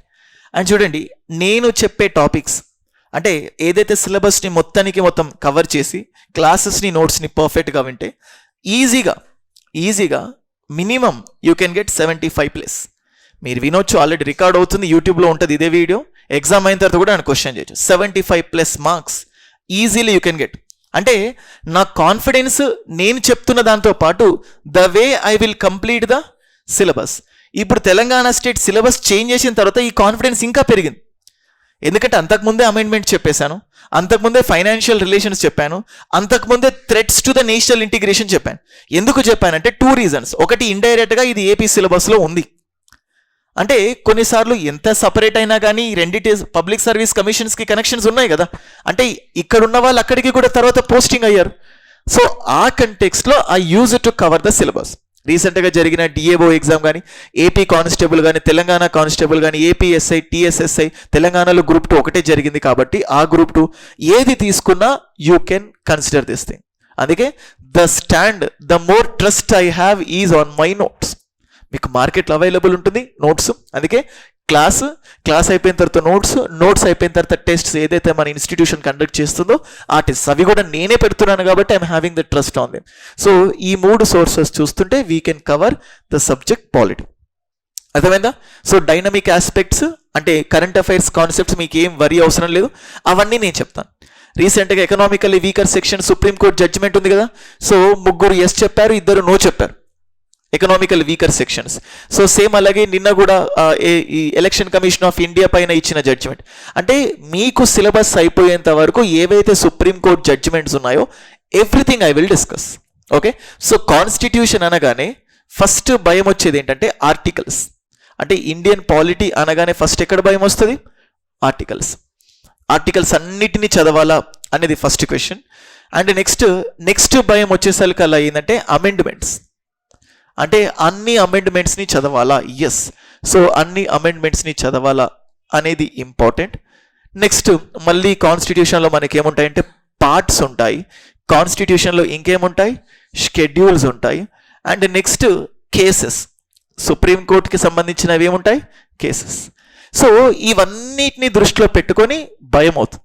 వీటన్నిటితో పాటు మళ్ళీ దీన్ని దేంతో రిలేట్ చేయమని చెప్పాను? Current affairs. అంటే సబ్జెక్ట్ని చదవాలి, సబ్జెక్ట్తో పాటు ఇన్ని డౌట్స్ వీటన్నిటి నేను ఎలా క్లారిఫికేషన్ తెచ్చుకోవాలి. So all in one go నేను క్లాస్లో ఇవన్నీ కూడా కవర్ చేస్తాను. సో ఇవన్నీ చదవాలంటే ఆబ్వియస్గా చదవాలి, అన్నిటిని గుర్తుపెట్టుకోవాలంటే ఆబ్వియస్గా గుర్తుపెట్టుకోవాల్సిందే. కానీ మనం లెర్నింగ్ ప్రాసెస్లో ఆర్టికల్స్ అంటే సింప్లిఫై చేస్తాను, అమెండ్మెంట్స్ అంటే సింప్లిఫై చేస్తాను, parts, schedules, cases, current affairs everything will B simplify. So అవన్నీ కూడా సింప్లిఫై అయ్యి జరిగిపోతున్నాయి. ఓకే, సో నెక్స్ట్ ఇది అయిపోయిన తర్వాత పాలిటీ. అంటే ఇండియన్ పాలిటీలో ఫస్ట్ మనం ఫోకస్ చేయాల్సింది ఏంటంటే what government. So what we have to focus government. Polity is all about government. So ఇప్పుడు కాన్స్టిట్యూషన్ పాలిటీ స్టడీ చేస్తున్నప్పుడు బేసికల్గా every student should know that few aspects, ఒక 3 అంశాలు డీటెయిల్గా తెలియాలి. ఇది ఒక్క పాయింట్ నేను మళ్ళీ ఫస్ట్ క్లాస్లో కూడా I will tell this one, ఎందుకంటే ఇది తెలియకుండా ఏ స్టూడెంట్కి అర్థం అవ్వదు పాలిటీ. సో 3 ఆస్పెక్ట్స్ అంట. The first aspect is nothing but the legislature. మీకు చిన్నప్పటి నుంచి మీ స్కూల్లో ఉన్నప్పటి నుంచి కూడా మీరు దీని గురించి వింటూనే ఉంటారు. ఏంటది? లెజిస్లేచర్. శాసన వర్గం అంటూ శాసనాలు చేస్తుంది, లా మేకింగ్ ప్రాసెస్ చేస్తుంది. So what is the purpose of legislature is nothing but the law making. So they will make the laws. ఇవి ఏం మీకు తెలియాల్సిన అవసరం లేదు, మనకు వస్తాయి సబ్జెక్టులు. బట్ బ్రీఫ్గా ఏంటో అని చెప్పి డిస్కస్ చేసినప్పుడు ఇవి నేను చెప్తున్నాను. లెజిస్లేచర్తో పాటు నెక్స్ట్ వచ్చేది ఏంటంటే executives. What will come? Executives. Next is nothing but the executives. Legislatures తర్వాత ఎగ్జిక్యూటివ్స్ అంటే లా మేకర్స్ని, లెజిస్లేచర్ అంటే లా ఇంప్లిమెంటర్స్ని. సో లాని ఇంప్లిమెంట్ చేసేవాళ్ళు. సో ఇంకా వేరే లాంగ్వేజ్లో చెప్పాలంటే లాని ఎగ్జిక్యూట్ చేసేవాళ్ళు. Who will execute the laws implement చేసేవాళ్ళు, లా ఎగ్జిక్యూట్ చేసే వాళ్ళని ఏమంటాను? ఎగ్జిక్యూటివ్స్ అంట. ఓకే, సో లాని ప్రిపేర్ చేసే వాళ్ళని ఏమంటున్నాను? లెజిస్లేచర్. ఇప్పుడు ఈ రెండిటి మధ్యలో ఏదైనా ప్రాబ్లం వస్తే, అంటే వాళ్ళు చేసిన లా కరెక్ట్ కాదు అనిపిస్తే, వాళ్ళు ఇంప్లిమెంట్ చేస్తున్న లా కరెక్ట్ కాదు అనిపిస్తే, మనకు క్వశ్చన్ వస్తే మనం ఎక్కడికి వెళ్తాం? Judiciary. So what is the role of judiciary అంటే adjudication. Adjudication is the role of the judiciary, అంటే తీర్పులు చెప్పడం. So the role of judiciary is nothing but the adjudication. Okay, so ఇలా ఉంటుంది. And for the kind information చూడండి, ఇప్పుడు ఇక్కడ classes అంతా బైలింగ్వల్గా చెప్తున్నాను. మీకు Telugu medium separate, English medium separate ఉంటుంది. అక్కడ ఇంగ్లీష్లోనే ఉంటుంది కాన్సెప్ట్, తెలుగు మీడియంకి సపరేట్గా తెలుగులో. సో ఇక్కడ ఇద్దరున్నారు కాబట్టి I'm just balancing that 2 languages. So legislature శాసన వర్గం, ఎగ్జిక్యూటివ్ కార్యనిర్వాహక వర్గం, జుడిషియరీ న్యాయ వర్గం. So who will give the judgements. So ఈ 3 కాంబినేషన్నే పాలిటీలో మనం గవర్నమెంట్ అనే స్ట్రక్చర్లో చూస్తాం. ఇప్పుడు చూడండి, లెజిస్లేచర్ అని చెప్పి చూస్తే who comes under the legislature is nothing but the parliament. అంటే దేశంలో చట్టాలు ఎవరు చేస్తారు? పార్లమెంట్ చేసే లానే, ఈ లానే మనం ఏమంటామంటే చట్టం అంట. So who makes the law in the country is nothing but parliament. So who implements అంటే ఈ ఎగ్జిక్యూటివ్స్లో ఎవరు వస్తారంటే, so that is nothing but the president. Who will come? ప్రెసిడెంట్తో పాటు వైస్ ప్రెసిడెంట్ వస్తారు, వైస్ ప్రెసిడెంట్తో పాటు prime minister, thereafter council of ministers and thereafter attorney general. వీళ్ళందరి గురించి మనం డిస్కస్ చేస్తాం. Attorney general. సో సెంట్రల్ లెవెల్లో జుడిషియరీ వచ్చేసరికి మనకి ఏమొస్తుందంటే సుప్రీంకోర్టు. అంటే చూడండి, India is a federal country అని చెప్తున్నా. ఫెడరల్ అంటే ఏమవుతుందంటే సెంట్రల్లో there will be one structure, there will be central government and at the same time state లెవెల్లో మనకి ఎవరు ఉంటారు? State government. అంటే సెంట్రల్లో ఒక స్ట్రక్చర్ ఉంటుంది, స్టేట్లో ఒక స్ట్రక్చర్ ఉంటుంది. సెంట్రల్లో కూడా లెజిస్లేచర్, ఎగ్జిక్యూటివ్, జుడిషియరీ. స్టేట్లో కూడా ఎవరు ఉంటారు? Legislature, executive, judiciary. సో ఇప్పుడు ఫర్ ఎగ్జాంపుల్ మనం కంపేర్ చేసుకుంటే పార్లమెంటు రీసెంట్గా ఫార్మల్ లాస్ అని చెప్పి మీరు వినే ఉంటారు. విన్నారా? సాగు చట్టాలు అని చెప్పేసి అఫ్ కోర్స్ అగైన్ కేంద్రం హ్యాస్ వెంట్ ఫర్దర్, అంటే వెనకడుగు వేసేది, మళ్ళీ దాన్ని క్యాన్సిల్ చేసేది. చూసే ఉంటారు కదా ఫార్మ్. అంటే అలా లా చేసేది ఎవరు? పార్లమెంట్ ఒక లా చేస్తే అంటే ఒక డెసిషన్ తీసుకుంటే ఆ డెసిషన్ పార్లమెంట్ తీసుకుంటుంది, కానీ ఇంప్లిమెంట్ చేసేది ఎవరు? Executives. I just tell you an example. For suppose parliament agricultural laws చేసింది అనుకో, దాన్ని ఇంప్లిమెంట్ చేసేది అగ్రికల్చర్ మినిస్టర్. అంటే అందరూ కలిపి చేయరు, ప్రతి దానికి ఒక మినిస్ట్రీ ఉంటుంది, అగ్రికల్చర్ మినిస్టర్ ఇంప్లిమెంట్ చేస్తుంది. ఇప్పుడు ఫర్ సపోజ్ చూడండి, పార్లమెంట్ ఒక కొత్త రూల్ తీసుకొచ్చింది, దేశం మొత్తంలో ప్రతి ప్లేస్కి నేషనల్ హైవేస్ని విస్తరించాలి, దానికోసం ఇంత డబ్బులు అని చెప్పి they will be just making a law. అంటే yes, parliament is making a law, but that will be implemented by whom? Minister of transport, national highway అథారిటీస్కి సంబంధించి మినిస్టర్ ఉంటాడు కదా, ఆయన చేస్తాడు. ఇప్పుడు పార్లమెంట్ ఒక చట్టం చేస్తుంది, ఒక లా చేస్తుంది. ఆ లా ఏంటంటే దేశం మొత్తంలో at every place, at every important city there has to be an airport. అది చిన్నదో పెద్దదో, something airport has to be there. అంటే లా చేసేది ఎవరు? పార్లమెంట్. ఇంప్లిమెంట్ చేసేది సివిల్ ఏవియేషన్ మినిస్టర్, అంటే పౌర విమానయాన శాఖ మంత్రి ఉంటాడు కదా, దాన్ని ఇంప్లిమెంట్ చేస్తుంది. 2019లో పార్లమెంట్ సిటిజన్షిప్ అమెండ్మెంట్ యాక్ట్ అని ఒకటి తీసుకొచ్చింది, పౌరసత్వ సవరణ చట్టం అని. అంటే దిస్ పీపుల్, అంటే from the Bangladesh, from the Afghanistan, from the Pakistan, so persecution అంటే మతపరమైన ఊచకోతకు లేకపోతే ఇబ్బందులకు లోనవుతున్నారు, అంటే నాన్ ముస్లిమ్స్, వాళ్ళందరికీ సిటిజన్షిప్ ఇవ్వాలి. అంటే పౌరసత్వం పైన చట్టం చేస్తుంది పార్లమెంట్, కానీ ఇంప్లిమెంట్ చేసేది ఎవరు? హోమ్ మినిస్టర్, పౌరసత్వానికి సంబంధించి. ఇప్పుడు చూడండి Jammu Kashmir, so article 370 has been repealed. అంటే తొలగించారా లేదా 317? ఎవరు తొలగించారు? పార్లమెంట్. అండ్ ఆ తొలగింపుకి సంబంధించిన ప్రక్రియను ముందుకు తీసుకెళ్లేది ఎవరు? Home minister. అంటే ఇండియా లోపట లా అండ్ ఆర్డర్, శాంతి భద్రతలు, India, entire India home minister తీసుకుని. అదే డిఫెన్స్, రక్షణకు సంబంధించి చూస్తే డిఫెన్స్ మినిస్టర్ చూస్తాడు. అంటే ఇప్పుడు చూడండి, రష్యా నుంచి S-400, లేకపోతే ఫ్రాన్స్ నుంచి డసాల్ట్ ఏవియేషన్ నుంచి యుద్ధ విమానాలు, రఫేల్ యుద్ధ విమానాలు, లేకపోతే యుఎస్ నుంచి ఇంకోని, ఇది science and technology, current affairs వస్తుంది. కానీ అలా పార్లమెంట్ చట్టం చేస్తుంది, దాన్ని ఇంప్లిమెంట్ చేసేది ఎవరు? Defence minister. అంటే మీకు తెలియాల్సింది ఏంటంటే చట్టం ఒకరు చేస్తారు, ఇంప్లిమెంట్ చేసేది ఎవరు? ఎగ్జిక్యూటివ్. అంటే సివిల్ ఏవియేషన్ మినిస్టర్ చేయొచ్చు, కానీ ఎవరి పేరు మీద చేస్తాడు? ప్రెసిడెంట్. అంటే in India everything will be in the name of president. Okay, ఇవన్నీ అంటే ఒక క్రూడ్గా, ఒక రఫ్గా మీకు ఎక్స్ప్లెయిన్ చేస్తున్నాను. ఈ రిలేషన్ మొత్తం తెలియాలంటే again you have to know the subject polity. అది చూస్తే మీకు ఇదంతా అర్థమవుతుంది. ఇదే క్లాసులో పాలిటీ మొత్తాన్ని ఎక్స్పెక్ట్ చేయకండి, no one will give and no one can understand that. కానీ మీకు ఒక ఓవర్, ఇది ఎగ్జిక్యూటివ్. అంటే చూడండి, ఎగ్జిక్యూటివ్స్ 2 రకాలు ఉంటారు మళ్ళీ, టెంపరరీ ఎగ్జిక్యూటివ్స్, పర్మనెంట్ ఎగ్జిక్యూటివ్స్. మీరు ఎవరైతే గ్రూప్ 2కి ప్రిపేర్ అవుతున్నారో, రేపు గ్రూప్ 2 ఆఫీసర్లు అయిన తర్వాత మీ చేతికి ఒక గ్రీన్ పెన్ వస్తుంది, దానికోసమే కదా, హోదా కోసమే కదా మనందరం ప్రయత్నించేది. సో గ్రీన్ మార్కర్ పెన్ అంటే ఎగ్జిక్యూటివ్స్. అంటే ఒక మినిస్టర్ ఇంప్లిమెంట్ చేస్తాడు. అంటే ఇప్పుడు అగ్రికల్చర్ మినిస్టర్ ఉన్నాడు, ఆయన సొంతంగా దేశం మొత్తం ఇంప్లిమెంట్ చేస్తాడా? ఐఏఎస్ ఆఫీసర్స్ ఉంటారు ప్రతి డిస్టిక్లో, అంటే దే ఆర్ పర్మనెంట్ ఎగ్జిక్యూటివ్స్. కానీ టెంపరరీ ఎగ్జిక్యూటివ్స్ని ఏమంటాను? Politicians, ministers. సో ఆ మినిస్టర్స్, ఇక్కడ నేనేం చెప్తున్నాను, PM and council of ministers. ఈ PM and council of ministers గురించి ఆర్టికల్ ఉంటుంది, 74 ఆర్టికల్ చెప్తుంది, 75 ఆర్టికల్ చెప్తుంది, 78 ఆర్టికల్ చెప్తుంది PM and council of ministers గురించి. ఇప్పుడు ప్రెసిడెంట్ అనే ఆర్టికల్ చూస్తే 52 ఆర్టికల్ చూస్తాం, వైస్ ప్రెసిడెంట్ అనే ఆర్టికల్ చూస్తే 63 అనే ఆర్టికల్ వస్తుంది, అటార్నీ జనరల్ అనే ఆర్టికల్ చూస్తే 76 అనే ఆర్టికల్ చూస్తూ ఉంటాం. అంటే పార్లమెంట్ అనే దానికి సంబంధించి చూస్తే article 79 gives definition of the parliament.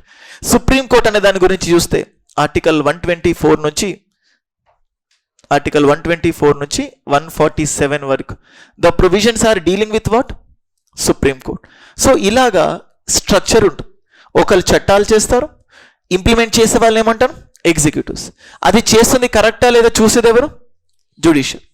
ఇప్పుడు ఫర్ సపోజ్ నేను మీకు సిటిజన్షిప్ అమెండ్మెంట్ యాక్ట్ అని ఒకటి చెప్పాను, పౌరసత్వ సవరణ చట్టం. దాన్ని పార్లమెంట్ చేస్తుంది, కానీ అది కొంతమందికి నచ్చకపోవచ్చు. నచ్చకపోతే ఎక్కడికి వెళ్తారు? జ్యుడిషియరీ. ఇప్పుడు చూడండి, ఆంధ్రప్రదేశ్ నుంచి తెలంగాణ స్టేట్ విడిపోయింది, తెలంగాణ ప్రజలకు నచ్చింది, ఆంధ్రప్రదేశ్ ప్రజలకు నచ్చకపోవచ్చు. అంటే చట్టం చేసింది ఎవరు? అంటే పార్లమెంట్ ఫైనల్ కాదు. ఇండియాలో ఎవరు సుప్రీం అని అడుగుతారు. Parliament is not supreme, constitution is supreme in India. Even supreme court కూడా కాదు, కాన్స్టిట్యూషన్. కానీ రాజ్యాంగ పరిరక్షకులు ఎవరంటే సుప్రీం కోర్టు. ఆ కంటెక్స్ట్లో సుప్రీం కోర్టు అవుతుంది. అంటే నీకు ఒక చట్టం తీసుకొచ్చారు, తెలంగాణను విడదీస్తారు ఆంధ్రప్రదేశ్ నుంచి, నీకు నచ్చలేదు, ఎక్కడికి వెళ్తావు? సుప్రీంకోర్టు దగ్గరికి వెళ్తావు. అంటే సుప్రీంకోర్టు ఎలా ఉండాలి? నిష్పక్షపాతంగా, ఇంపార్షియల్గా పనిచేయాలి. కానీ కొన్నిసార్లు దీనిపైన కూడా వివాదాలు వస్తాయి. ఏమొస్తాయి వివాదాలు? రీసెంట్గా ఆంధ్రప్రదేశ్ గవర్నర్గా ఒక కొత్త పర్సన్ నియమించబడ్డాడు. విన్నారా న్యూస్లో? ఆ గవర్నర్గా నియమించబడ్డ వ్యక్తికి ఒక జడ్జిమెంట్కి సంబంధం ఉంది. ఏం జడ్జిమెంట్ అది? రామ జన్మభూమికి సంబంధించిన జడ్జిమెంట్ ఉంది కదా, బాబ్రీ మస్జిద్. అంటే ఇవి మనకు అవసరం లేదు, ఇది గ్రూప్ 1లో వస్తుంది ఆ సబ్జెక్టివ్గా రాయడం. ఈ గవర్నర్ ఎవరు అంటే సుప్రీంకోర్టులో రిటైర్ అయిన జడ్జి కేంద్ర ప్రభుత్వం కింద, రాష్ట్ర ప్రభుత్వం కింద పని చేయొద్దు. There is a condition that the retired judge of a Supreme Court should not work under central and state government. Constitution ప్రకారం పని చేయొద్దు కదా, మరి తను చేస్తున్నాడు కదా. ఏంటి అంటే గవర్నర్ అనే పోస్ట్ని సెంట్రల్ గవర్నమెంట్ కింద, స్టేట్ గవర్నమెంట్ కింద పరిగణించాం. The post of governor is not considered as a employment under central or state. అందుకోసం ఏం చేస్తున్నాం? అపాయింట్ చేస్తున్నాం. ఇదే కాదు, అంతకుముందు justice Sathasivam appointed as the governor of Kerala, అప్పుడు కూడా జరిగింది. సో కాబట్టి దెర్ ఇస్ అ కంటెక్స్ట్. అంటే ఇవి చూడాలి. అంటే సుప్రీంకోర్టులో ఇండిపెండెన్స్ అనేది ఉండాలి. అంటే సుప్రీంకోర్టు ఇండిపెండెన్స్ ఉండాలి, కానీ అక్కడ కూడా అవకతవకలు జరుగుతాయి. అంటే వేరే వాళ్ళ ప్రమేయం ఇందులో ఉంటే జ్యుడిషియరీ ఇండిపెండెన్స్కే ప్రాబ్లం అవుతుంది. సో ఈ కంటెక్స్ట్లో సుప్రీంకోర్టు చదువుతాం. For suppose Ranjan Gogoi. Who is this Ranjan Gogoi? Former chief justice of India. అతను రాజ్యసభకు నామినేట్ అయ్యాడు మళ్ళీ. అంటే president will nominate 12 members to the Rajya Sabha. ఎన్ని కేటగిరీస్లో నుంచి అంటే 12 కేటగిరీలో నుంచి. ఇది మనం చదువుతాం. మరి ఒక సుప్రీంకోర్టు రిటైర్డ్ జడ్జి ఇలాంటి రాజకీయ పదవిని చేపట్టొచ్చా? ఏం లేదు రాజ్యాంగంలో. ఈయన దాన్ని చేపట్టకూడదని ఏం లేదు. Yes, he can become. కానీ ప్రాబ్లం ఏమొచ్చింది? రంజన్ గొగోయ్ కూడా ఉన్నాడు రామ్ జన్మభూమి కేసుకి సంబంధించి. అదే రంజన్ గొగోయ్ ఇప్పుడు జమ్మూ కాశ్మీర్ ఆర్టికల్ 370 ఉంది కదా, దాంట్లో బెంచ్ మెంబర్గా అంటే మనకి ఏమనిపిస్తుంది? కేంద్ర ప్రభుత్వానికి అనుకూలంగా ఒక తీర్పు వచ్చింది, ఆ జడ్జిల్ని ఇంకొక దగ్గర నియమిస్తున్నారు. ఈ రెండింటి మధ్యలో క్లాషెస్ వస్తాయా లేవా? సో అలా అంటే ఇది కరెంట్ అఫైర్స్లో ఉంటుంది. ఇది నియమించవచ్చా లేదని మనం ఎక్కడ డిస్కస్ చేస్తాం? పాలిటీలో డిస్కస్ చేస్తాం. అంటే ఇప్పుడు సుప్రీంకోర్టులో అంత సవ్యంగా లేదు, కేంద్రంలో అంత సవ్యంగా లేదు. అంటే ఇలా ఒక్కల చేతిలోని అధికారాలన్నీ పెడితే మిస్యూజ్ అవుతుందని చెప్పి ఒక్కల అధికారాలను ఇంకొక చేతిలో పెట్టారు. అంటే పార్లమెంట్ ఏదైనా తప్పు చేస్తే ఎవరు క్వశ్చన్ చేయాలి? జ్యుడిషియరీ. అంటే ఎవరు క్వశ్చన్ చేయాలి? సుప్రీంకోర్టు. ఆర్టికల్ 370 నీకు నచ్చలేదు, ఎక్కడికి వెళ్తావు? సుప్రీంకోర్టు దగ్గరికి వెళ్తావు. అనవసరంగా ఆర్టికల్ 370 తీసేశారు, జమ్మూ కాశ్మీర్కు ఉన్న ప్రత్యేక ప్రతిపత్తిని తొలగించారు. You'll go to where? Supreme Court. సరే, ఇప్పుడు పార్లమెంట్ చట్టం చేసింది, సుప్రీంకోర్టుకి నచ్చలేదు అనుకోండి, దానంతట అది కూడా కొట్టేయచ్చు. మీకు ఎన్జేఏసీ ఉంది, దీని గురించి కూడా మనం చెప్పుకుంటాం, నేషనల్ జ్యుడిషియల్ అపాయింట్మెంట్ కమిషన్. ఈ ఎన్జేఏసీని 99వ రాజ్యాంగ సవరణ చట్టం ప్రకారం తీసుకొచ్చారు. But supreme court has strike and of. ఎందుకు స్ట్రైక్ ఆఫ్ చేసింది? ఎన్జేఏసీ అంటే న్యాయ నియామక మండలి, కానీ ఇది సుప్రీంకోర్టు యొక్క ఇండిపెండెన్స్కి ఇంపాక్ట్ చూపిస్తుందని చెప్పారు. అంటే ఇప్పుడు ఇస్తారు, on which among the following reasons NJAC has been stricken down by the Supreme Court. అంటే సుప్రీంకోర్టు ఎందుకు దీన్ని కొట్టేసింది అని చెప్పిస్తారు. ఫస్ట్ ఏదో సో అండ్ సో రీజన్ ఇస్తారు, అందులో ఒకటి independence of the Supreme Court is getting impacted. So that is the answer, independence. Next, మరి సుప్రీంకోర్టు ఇండిపెండెన్స్ అనేది బేసిక్ స్ట్రక్చరా కాదా అని ఇస్తారు. Yes, independence of the Supreme Court is the basic structure. కొన్నిసార్లు ఇండియాలో ఉన్న ప్రొవిజన్స్ చాలా వరకు వేరే దేశం నుంచి తీసుకున్నాం, యుఎస్ఏ నుంచి తీసుకున్నాం. The independence of the Supreme court is from which constitution అంటే యుఎస్ కాన్స్టిట్యూషన్. సుప్రీం కోర్టులో ఇండిపెండెన్స్ అంటే తన పని తానే చేసుకుంటూ పోవడం, వేరే వాళ్ళపైన డిపెండ్ కాకుండా అనేది ఇండిపెండెన్స్ అంటాం. దాన్ని మనం ఏమంటాం? సో యుఎస్ నుంచి తీసుకు. సో ఇలాగ టాపిక్ వచ్చినప్పుడు articles, parts, schedules, cases, amendments ఏ దేశం నుంచి తీసుకున్నాం. ఇప్పుడు అప్పుడప్పుడు రాష్ట్రపతి సుప్రీంకోర్టుకి కొన్ని సలహాలు అడుగుతాడు. Advisory jurisdiction of the Supreme court అంట.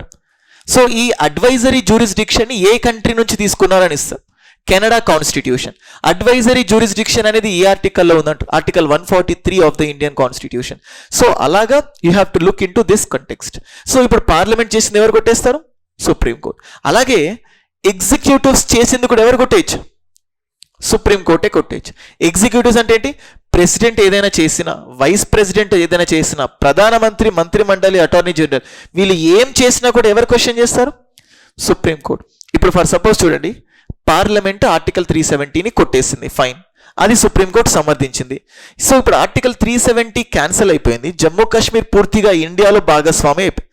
దాన్ని ఎవరు ఇంప్లిమెంట్ చేయాలని చెప్పాను? ఎగ్జిక్యూటివ్స్. అంటే మీరు రాసిన ప్రకారమే దాన్ని ఇంప్లిమెంట్ చేస్తున్నారా లేదా? దీన్ని సరిగ్గా ఇంప్లిమెంట్ చేయకపోతే దీని గురించి కూడా ఎక్కడికి వెళ్ళొచ్చు? మళ్ళీ జ్యుడిషియరీ దగ్గరికి వెళ్తాం. అంటే ఈ బ్యాలెన్స్ మనకు తెలియాలి. ఫస్ట్ ఒక ప్రభుత్వం పనితీరు సరిగ్గా ఉండాలంటే for the effective functioning of the government there has to be theory of separation of powers. అధికారాల విభజన. అధికారాలను ఎలా డివైడ్ చేశాను? Legislature, executive, judiciary. And there has to be checks and balances. అంటే one organ should not become arbitrary. అంటే ఏకపక్షంగా ఎవరు అవ్వకూడదు. ఒకరు హద్దులు దాటితే ఇంకొకరు ప్రశ్నించాలి. పార్లమెంట్ దాటితే వీళ్ళిద్దరు ప్రశ్నిస్తారు, వీళ్ళు దాటితే వీళ్ళిద్దరు, అంటే ఎవరు దాటినా మిగతా ఇద్దరు ప్రశ్నిస్తారు. సరే మరి సుప్రీంకోర్టుని ఎలా ప్రశ్నిస్తారు? సుప్రీంకోర్టు జడ్జెస్ని అపాయింట్ చేసేది ఎవరు? ప్రెసిడెంట్.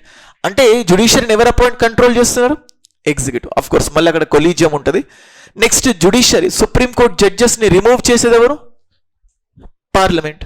అంటే ఒక ప్రొసీజర్ ఉంటుంది రిమూవ్ చేయాలంటే. అంటే ఒకరిని మిగతా ఇద్దరు కంట్రోల్ చేస్తారు. అంటే ఇప్పుడు చూడండి, నేను క్లాస్ చెప్తున్నాను, నేను క్లాస్ చెప్పేటప్పుడు క్లియర్ కట్గా ఎందులో ఏదైనా మిస్టేక్స్ ఉన్నాయా ఎవరో ఒక ఇద్దరు పర్సన్స్ చెక్ చేస్తున్నారు అనుకోండి, చాలా డీటెయిల్గా నేను జాగ్రత్త పడతానా లేదా? ఒక రూలింగ్ పార్టీ ఉంది, రూలింగ్ పార్టీ పరిపాలన చేసేటప్పుడు అది చేసే తప్పుల్ని ప్రతిపక్ష పార్టీలు ప్రశ్నిస్తూ ఉన్నాయనుకోండి, రూలింగ్ పార్టీ స్ట్రాంగ్గా ఉంటుందా లేదా? ఇప్పుడు రూలింగ్ పార్టీని ఎవరు ప్రశ్నించకపోతే అది ఏకపక్షంగా అయిపోతుంది. అంటే ఖచ్చితంగా ప్రశ్నించే స్వభావం అనేది ఉంది. ఇది కూడా చెప్పింది సుప్రీంకోర్టు చీఫ్ జస్టిస్, ఇది కూడా చెప్పాడు. అంటే దేశంలో నిర్మాణాత్మకమైన ప్రతిపక్ష పార్టీ లేదు. There is a strong opposition party in India which is lacking the administration. Same అలాగే అంటే నన్ను ఎవరు ప్రశ్నించకపోతే నేను ఏకపక్షం ఎలా అయితే అవుతానో, ఇక్కడ వీళ్ళు తప్పు చేస్తే ప్రశ్నించడానికి ఎవరున్నారు? మిగతా ఇద్దరున్నారు. అంటే మనం సబ్జెక్ట్లో ఏం చెప్పుకుంటామంటే ఎవరి పవర్స్ ఏంటి? What is the powers of the parliament, what is the powers of the president, చెప్పండి, ఇంకా vice president, prime minister, council of ministers, attorney general. What is the powers of the Supreme Court. ఇప్పుడు వీళ్ళందరి గురించి చదివితే ఎవరు ఎవరిని control చేస్తారు కూడా మనం చూస్తాం.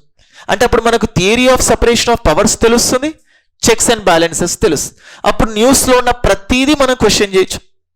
ప్రెసిడెంట్ గురించి చదువుతాం, ప్రెసిడెంట్ ఎలక్షన్ జరుగుతాయి, ద్రౌపది ముర్ము ఎలక్షన్స్ జరిగాయి చదువుతాం. అంటే ఎలక్షన్ జరిగినా జరగకపోయినా మనం ఫస్ట్ ఏం చూస్తాం? President election. అప్పుడు న్యూస్ పేపర్లో ఉంది ప్రెసిడెంట్ ఎలక్షన్స్లో చాలా వరకు క్రాస్ ఓటింగ్స్ జరిగాయి. క్రాస్ ఓటింగ్స్ అంటే ఏంటి? ఒక పార్టీ వాళ్ళు ఇంకొక పార్టీకి వేయడం. ఎందుకంటే క్రాస్ ఓటింగ్స్ ఎందుకంటే సీక్రెట్ బ్యాలెట్ సిస్టమ్. ఎవరికి ఇప్పుడు చూడండి, నేను ఇప్పుడు క్లాస్లో ఓటింగ్ చేశాను, నాకు సపోర్టివ్గా కొంతమంది, ఇంకొక ఫ్యాకల్టీకి సపోర్టివ్గా, బయటికి చెప్పేవన్నీ నిజాలా? ఎందుకంటే నాకు తెలియదు కదా మీరు ఎవరికి ఓట్ వేశారు. అందుకే ప్రెసిడెంట్ ఎలక్షన్లో క్రాస్ ఓటింగ్ ఉంటుంది. ఇప్పుడు ఇంకొక క్వశ్చన్ అడుగుతారు, in Rajya Sabha there can be lot of cross votings. Rajya Sabha ఎలక్షన్స్లో, రాజ్యసభకి ఎంపీ ఎలక్షన్స్ ఉంటాయి కదా, దానికి చాలా క్రాస్ ఓటింగ్స్ ఉంటాయి అంటారు. కరెక్టా అని అడుగుతారు. There won't be any cross votings, ఎందుకంటే ఓపెన్ బ్యాలెట్ సిస్టమ్ రాజ్యసభకు. సో రాజ్యసభలో ఓట్ వేసిన తర్వాత నేను ఎవరికి ఓట్ వేస్తున్నానో చూపించాలి, అప్పుడు క్రాస్ ఓటింగ్స్ ఉంటాయా? ఇది ఎప్పటి నుంచి వచ్చింది? 2003 నుంచి. ఎలక్షన్ కమిషన్ రీఫార్మ్స్ ఫస్ట్ నుంచి లేవు. అంటే this is part of syllabus. అంటే ఒక్కొక్కటి, అంటే ఒక టాపిక్ వచ్చినప్పుడు దానికి ఇంటర్ కనెక్షన్. ఇప్పుడు రేపో ఎల్లుండో ఆంధ్రప్రదేశ్లో, తెలంగాణ స్టేట్లో ఎమ్మెల్సీ ఎలక్షన్స్ ఉన్నాయి కదా, దాని గురించి కూడా మీరు వార్తల్లో విన్నారు కదా. పట్టభద్రుల ఎన్నికలు అని చెప్పి ఉపాధ్యాయులు పార్టిసిపేట్ చేస్తారు, MLA elections, local bodies elections, ఇవన్నీ ఏంటి? సో మనం ఇప్పుడు చూడండి, పార్లమెంట్ ఎట్లయితే ఉంటుందో స్టేట్లో స్టేట్ లెజిస్లేచర్ ఉంటుంది, దాని గురించి డిస్కస్ చేస్తాం. సో ఇవన్నీ చదివితే దాని పవర్స్ తెలుస్తాయి, దాని చెక్స్ అండ్ బ్యాలెన్సెస్ కూడా తెలుస్తాయి. అర్థమవుతుందా? సో ఇది సెంట్రల్ లెవెల్లో. సేమ్ ఇప్పుడు ఇది డిస్కస్ చేసినట్టే ఇప్పుడు ఏమేమి ఉంటుందని చెప్పాను, ఒకటి లెజిస్లేచర్. ఇప్పుడు చూడండి, సెంట్రల్ లెవెల్లో లెజిస్లేచర్ గురించి మనం డిస్కస్ చేసాం. స్టేట్ లెవెల్లో ఎవరు ఉంటారు లెజిస్లేచర్ అంటే? State legislature. స్టేట్ లెవెల్లో ఎవరు ఉంటారు? State legislature. స్టేట్ లెవెల్లో we do have something called as a state legislature. రాష్ట్ర శాసనసభ అంటాం, అందులో అసెంబ్లీ ప్లస్ కౌన్సిల్ వస్తుంది. ఇప్పుడు స్టేట్ లెవెల్లో కూడా మనకి ఎగ్జిక్యూటివ్స్ వస్తారు. స్టేట్ లెవెల్లో కూడా కార్యనిర్వాహక వర్గం ఉంటుంది, ఎగ్జిక్యూటివ్స్. ఎవరు వస్తారు అందులో? గవర్నర్. ప్రెసిడెంట్ లాగా మళ్ళీ మనకి ఎవరు వస్తారు? గవర్నర్. గవర్నర్తో పాటు ఇంకెవరు వస్తారు? అక్కడ పిఎం అయితే ఇక్కడ చీఫ్ మినిస్టర్. అక్కడ సెంట్రల్ కౌన్సిల్ ఆఫ్ మినిస్టర్స్ అయితే ఇక్కడ స్టేట్ కౌన్సిల్ ఆఫ్ మినిస్టర్స్. అక్కడ అటార్నీ జనరల్ అయితే స్టేట్లో ఎవరు వస్తారు? Who will come? Advocate general. So advocate general వస్తుంది, వీళ్ళందరూ వస్తారు. స్టేట్ లెజిస్లేచర్లో జుడిషియరీగా ఎవరు ఉంటారు? ఎవరుంటారు? High Court. So there is something called as the High Court. ఇలా ఉంటుంది. ఇప్పుడు చూడండి, స్టేట్ లెజిస్లేచర్ ఒక చట్టం చేస్తుంది, అది తప్పు అంటే ఎవరు క్వశ్చన్ చేస్తారు? అంటే ఇప్పుడు ఆంధ్రప్రదేశ్లో అయినా తెలంగాణ అయినా ఎవరున్నారు? హైకోర్టు. ఆ హైకోర్టులో క్వశ్చన్ చేస్తాయి. అంటే ఇప్పుడు చూడండి, సేమ్ ఇంతకుముందు చెప్పాను 3 రాజధానులు అని ఆంధ్రప్రదేశ్లో. సో దాన్ని ఎవరు కొట్టేశారు? హైకోర్టు కొట్టేసింది. ఆంధ్రప్రదేశ్లో స్టేట్ ఎలక్షన్ కమిషనర్కి ముఖ్యమంత్రికి మధ్యలో వార్ జరిగింది కోవిడ్ టైంలో. నిమ్మగడ్డ రమేష్ అనే పర్సన్ స్టేట్ ఎలక్షన్ కమిషనర్గా ఉన్నప్పుడు. సో ఇలా ఏదైనా కూడా ఒక రాష్ట్ర శాసనసభ ఒక చట్టం చేస్తుంది. తెలంగాణ స్టేట్ ఒక విధానం తీసుకొస్తుంది, ఒక పాలసీ చేస్తుంది, దాన్ని ఎవరు కొట్టేస్తారు? హైకోర్టు. ఇంకా నీకు నచ్చకపోతే ఎక్కడికి వెళ్ళొచ్చు? సుప్రీంకోర్టు దగ్గరికి కూడా వెళ్ళొచ్చు. అంటే జుడిషియరీ అనేది మన ఇండియాలో ఇంటిగ్రేటెడ్ జుడిషియరీ అంటే రాష్ట్రానికి ఒక కోర్టు, కేంద్రానికి ఒక కోర్టు అనేది ఉండదు. ఏ కోర్టు అయినా రెండింటిని చూస్తాం. ఇప్పుడు చూడండి, గవర్నర్ తప్పు చేస్తే తెలంగాణ స్టేట్ ఎక్కడికి వెళ్ళింది? హైకోర్టుకి వెళ్ళిందా లేదా? గవర్నర్ యొక్క తీరు గురించి. ఇప్పుడు తెలంగాణ ప్రభుత్వం CM and council of ministers, ప్రభుత్వం సరిగా ప్రవర్తించలేదనుకోండి, మీకు ప్రాబ్లం వస్తే ఎక్కడికి వెళ్తారు? హైకోర్టు. ఇప్పుడు ఎస్ఐ రిజల్ట్ వచ్చింది. ఎస్ఐ గవర్నమెంట్ ఆర్డర్ ద్వారా ఒక నోటిఫికేషన్ రిలీజ్ అయ్యి రిక్రూట్మెంట్ అని చెప్పి, అందులో రిజర్వేషన్ లేదు, అందరికీ కామన్ థింగ్స్ అని చెప్పారు. అంటే అది ఎవరు తీసుకొచ్చినది నోటిఫికేషన్? ఎగ్జిక్యూటివ్. మీకు ప్రాబ్లం వచ్చింది, ఎక్కడికి వెళ్ళారు? హైకోర్టు. తప్పు అని చెప్పింది, చేంజెస్ చేసింది. అంటే మీకు ఇక్కడ ప్రాబ్లం వస్తే ఎక్కడికి వెళ్తారు? హైకోర్టు. ఒక ప్రశ్నపత్రంలో 15-20 మిస్టేక్స్ ఉన్నాయి. ఒక ఎగ్జామినేషన్ సెంటర్లో కొంతమందికి వైట్నర్ యూజ్ చేయించారు, ఎగ్జామినేషన్ సెంటర్లో మళ్ళీ ఎగ్జామ్ కండక్ట్ చేశారు. ఇదంతా ఎవరి కిందికి వస్తుంది? ఎగ్జిక్యూటివ్. మీకు తప్పు అనిపిస్తే ఎక్కడికి వెళ్తారు? హైకోర్టు దగ్గరికి వెళ్తారు. అంటే ఏది ఏకపక్షంగా ఉండదు. సో దాన్ని కంప్లీట్గా కొట్టేయమని కూడా చెప్తుంది. సో ఇలాగా రాష్ట్రంలో పవర్స్ అనేవి షేర్ అవుతాయి. ఓకే, అంటే మనం రాష్ట్ర శాసనసభ తెలుసుకుంటాం, ఇంకా గవర్నర్, ముఖ్యమంత్రి, మంత్రిమండలి, అడ్వకేట్ జనరల్, హైకోర్టు. ఇవన్నీ చూస్తే స్టేట్లో స్ట్రక్చర్ అర్థమవుతుంది. ఎవరు తప్పులు చేసినా మిగతా వాళ్ళు దాన్ని ప్రశ్నిస్తూ ఉంటారు, ఎవరు అతిక్రమించినా మిగతా వాళ్ళు క్వశ్చన్ చేస్తూ ఉంటారు. సో హైకోర్టు గురించి చెప్పేటప్పుడు హైకోర్టు ఆర్టికల్ ఏంటి, హైకోర్టు కంటెంప్ట్ ఆఫ్ కోర్ట్ ఏంటి, దాని గురించి ఏమేమి న్యూస్లో ఉన్నాయి. సో ఇలా ఇవన్నీ నేర్చుకుంటే మనకి సిలబస్లో కేంద్ర ప్రభుత్వం అంటే central government, state government, central legislature, state legislature, judiciary, ఇవన్నీ కూడా సిలబస్లో ఉన్నాయి.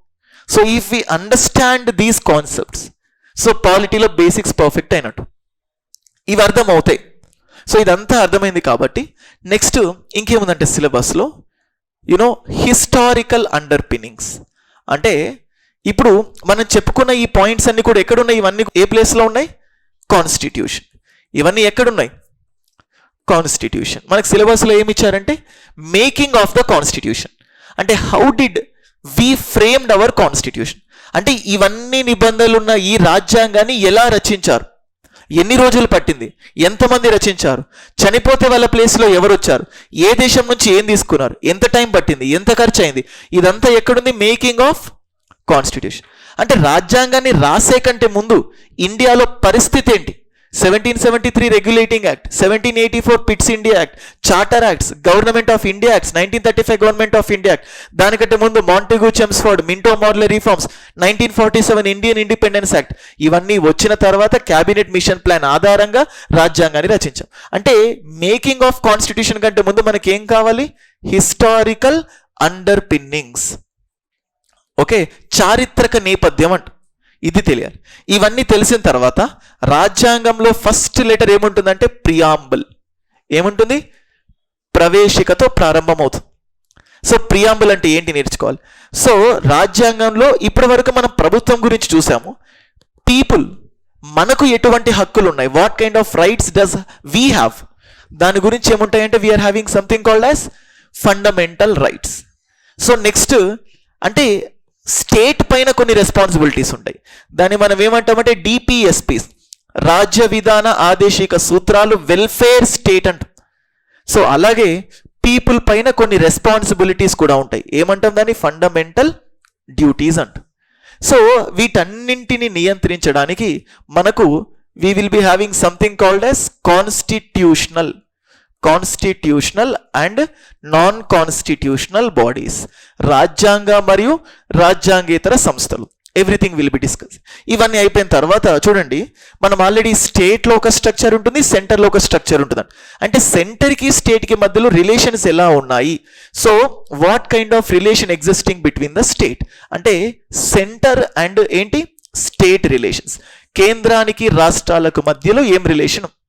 ఇవన్నీ అయిపోయిన తర్వాత స్టేట్ అండ్ స్టేట్కి మధ్యలో ఎలాంటి relation, that's it. This is all mentioned in the syllabus.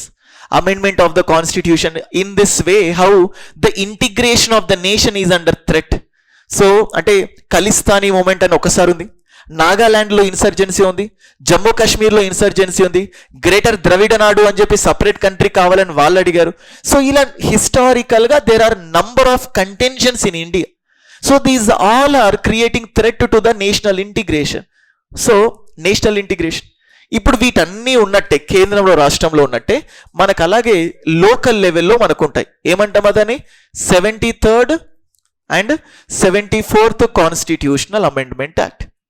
Connections ఉన్నాయా అవి ఇవన్నీ ఇటుకోవడం కనుక. సో ఈ విధంగా this is all present in our syllabus. ఇది మన సిలబస్లో ఉంది. సో ఎవ్రీథింగ్, ఇవన్నీ ఆస్పెక్ట్స్ని కూడా ఇంకా కొన్ని మెన్షన్ డైరెక్ట్గా లేకపోయినా మనం రాసిన దాంట్లోనే అది ఇంక్లూడ్ అయ్యి ఉంటుంది. So this is all syllabus of the polity. ఇవన్నీ మనం నేర్చుకోబోతున్నాము over the period of time. ఇవన్నీ కూడా మీకు again both online offline test series సంబంధించినవన్నీ కూడా టెస్ట్స్ ఇవన్నీ ఉంటాయి. సేమ్ మళ్ళీ నేను స్ట్రెస్ చేస్తున్నాను, the concept of the mission 500 is to emphasize or to strive for getting as many as selections from this institute. తప్పేం కాదు కదా, అన్ని మనకి కావాలనుకోవడంలో. సో సేమ్ అలాగే అంటే మిగతా వాళ్ళకి రావాలని చెప్పట్లేదు, మా వాళ్ళకు రావడానికి మేము ఎంత కష్టపడుతున్నామో ఆ మిషన్ 500లో రావడానికి we are just striving for that. Okay, so ఇది నేను చెప్పాలనుకుంటుంది పాలిటీ. ఈ విధంగా చెప్తాను. This is the way I will be going with the subject polity. మీకు ఏమైనా డౌట్స్ ఉంటే అడగండి, అవి నేను చెప్తాను. ఇంకేదైనా ఉంటే ఎనీథింగ్. ఏంటి silence? Making of note making అంటే ఇప్పుడు గురించి అయ్యా అంటే జనరల్గా నోట్ మేకింగ్ ఎప్పుడు చేస్తారంటే ఒక సిస్టమాటిక్ ప్రొసీజర్ ప్రకారం ఏంటంటే ఫస్ట్ ఫర్ సపోజ్ నా సబ్జెక్ట్ తీసుకోండి, మీరు లక్ష్మీకాంత్తో లేకపోతే కృష్ణప్రదీప్ సార్ రాసిన బుక్ తీసుకున్నారనుకోండి. మీరు ఒక బుక్ తీసుకొని నోట్ మేకింగ్ అంటే ఏంటి, ఒక పెద్ద పారాగ్రాఫ్ని చిన్నగా రాసుకోడు. ఫర్ ద ఫస్ట్ టైం మీరు బుక్ ఓపెన్ చేస్తున్నారు, ఫస్ట్ టైం ఆ బుక్లో నుంచి ఇంపార్టెంట్ పాయింట్స్ అని మీరు రాయాలనుకుంటారు. ఏమవుతుందంటే you will end up in writing the entire book. ఇంకొక లక్ష్మీకాంత్ని రాస్తారు మీరు, అవునా కదా? ఎందుకంటే కొత్తగా ఉన్నప్పుడు మనకి ఏం తెలుస్తుంది, ఏది కొత్తది ఏది కాదు అని. We don't know nothing. మనకి మనం హీరోలాగా ఇమాజిన్ చేసుకోదు ఆ టైంలో. సో ఎంత ఒదిగి ఉండాలంటారు కదా, ఇగ్నోరెన్స్ అన్నట్టు. So note making should be done only after the third reading. ఒక సబ్జెక్ట్ని 3 సార్లు చదివిన తర్వాతనే నోట్ మేకింగ్. చూడండి, note making is the best strategy. నాకంటే బాగా నోట్ మేకింగ్ కూడా ఎవరు చెప్పరని కూడా నేను చెప్పగలుగుతాను. ఎందుకంటే 6 attempts 8 years I was in to that field. 8 సంవత్సరాలు ఈ కాంపిటేటివ్ ఎగ్జామ్లో సివిల్స్లో ఉన్న సిలబస్ అంతా నోట్స్ రాసుకున్నాను. సో ఈయనేంది ఇట్లా చెప్తున్నాడు అని కదా, నాకు తెలిసింది పక్కాగా నేను చెప్తున్నాను. ఎందుకంటే మీకు టైం ఉంది 6 months. ఎక్కడ రాసుకుంటారు నోట్ మేకింగ్? ఒక స్టాండర్డ్ బుక్ చదవడానికి మీకు టైం ఉండదు. నోట్ మేకింగ్ ఈజ్ కంపల్సరీ, మంచిదే. కానీ మనకున్న సవాళ్ళు ఏంటి? మనకు అంత టైం ఉందా? సంవత్సరం టైం ఉందా? So don't believe in blind aspects. Note making. ఎందుకంటే ఎవరో ఒకరు చెప్తారు నోట్ మేకింగ్ చేయాలని, మీరు దాన్ని గుడ్డిగా నమ్మి ఒక బుక్ ఓపెన్ చేసి ఫస్ట్ నుంచి నోట్స్ రాయాలంటే మీరు ఒక టాపిక్ని నోట్ మేకింగ్ చేయండి, ఎంత టైం పడుతుందో మీరే చూడండి. So third reading, at least 2 readings, 2 లేదా 3 రీడింగ్స్ తర్వాతనే నోట్స్ చేస్తే ఆ నోట్స్ పర్ఫెక్ట్ ఉంటుంది. సో లేకపోతే it will B waste of time. అది నోట్ మేకింగ్. ఇంకా current affairs from the news paper అంటే బేసికల్గా ఇది కూడా సేమ్, న్యూస్ పేపర్లో వచ్చేదంతా కూడా నోట్స్ రాసుకుంటూ ఉంటారు. Again it's a waste of time. ఎందుకంటే చూడండి, ఒక ఫ్రెషర్, ఒక బిగినర్, మీకు తెలుస్తుందా ఏది ఇంపార్టెంట్ కాదని? మనకేమనిపిస్తుంది, అన్నీ ఇంపార్టెంట్ అనుకుంటాం, రాస్తూ పోతుంటే ఇంకొక న్యూస్ పేపర్ని రాస్తాం. సో ఏంటంటే సింపుల్ థింగ్, కొన్ని రోజులు ఒక ఫస్ట్ 1 month 2 month ఓన్లీ హెడ్లైన్స్ని చూడండి, అంటే న్యూస్ని కూడా చదవండి, ర్యాండమ్గా చదవండి, ఒక మంత్లీ మ్యాగజైన్ని ఫాలో అవ్వండి. ఏదైనా మన 21st Century IAS Academy Telugu ఇంగ్లీష్లో కూడా మ్యాగజైన్స్ రిలీజ్ చేస్తుంది, లేదా మీకు మనసుకు నచ్చిన మ్యాగజైన్. సో మీరు ఇవాళ కరెంట్ అఫైర్స్లో చూసిన తర్వాత మ్యాగజైన్ చదివితే అది మీకు కొత్తగా అనిపించదు, ఎందుకంటే ఆల్రెడీ కరెంట్ అఫైర్స్లో ఏముందో మీ మనసులో ఉంది. ఇలా చేయాలి, ఓకే. అండ్ ఎడిటోరియల్స్ అవసరం లేదు, keep it in mind. Editorials, Hindu పేపర్లో ఉన్న ఎడిటోరియల్స్, ఈనాడు పేపర్లో క్వశ్చన్స్ రావచ్చు, కానీ మనం పెడుతున్న కష్టం ఎంత, వచ్చే క్వశ్చన్స్ ఎంత, అది గుర్తుపెట్టుకో. సివిల్స్ కానీ గ్రూప్ 1 కానీ వాళ్ళకు అవసరం ఎడిటోరియల్. అంటే ఈనాడులో ఒక ఎడిటోరియల్ చదవడానికి ఐ ఫీల్ 30 minutes పడుతుంది ఆన్ అన్ యావరేజ్. చదవడానికే 30 ఉంటే దాన్ని రీటైన్ చేయాలంటే ఎంతసేపు అవుతుంది? అవునా కదా? మీరు ఒక 4 రోజులు పేపర్ చదవండి, 5వ రోజు ఫస్ట్ పేపర్ క్వశ్చన్ అడగండి, చెప్పాం మనం. ఎందుకంటే ఓన్లీ ఒక్కసారి చదువుతాం. Reading 1 time is equal to reading nothing. ఒకసారి చదివితే చదవనట్టే, ఏదైనా కనీసం 3 సార్లు చదవాలి. So better go for the magazine. ఇవన్నీ నేను 6 months టైం పీరియడ్ని దృష్టిలో పెట్టుకొని చెప్తున్నాను. ఒక మ్యాగజైన్ చదవండి, కరెంట్ అఫైర్స్ని జస్ట్ పెరిఫరల్గా చదవండి, దానికే 45 minutes పడుతుంది పెరిఫరల్గా చూస్తేనే మినిమం, ఓకేనా? So this is my opinion. ఇంకా ఎనీ అదర్ క్వశ్చన్స్? సో అదే బిగినర్గా సెల్ఫ్ స్టడీ అండ్ కోచింగ్ 2 ఉంటాయి. సెల్ఫ్ స్టడీ చేస్తుంటే ఏ క్వశ్చన్ పేపర్ నుంచి మోర్ నెంబర్ ఆఫ్ మార్క్స్, దాన్ని ప్రయారిటైజ్ చేసుకొని దాని ప్రకారం ఫస్ట్ నుంచి.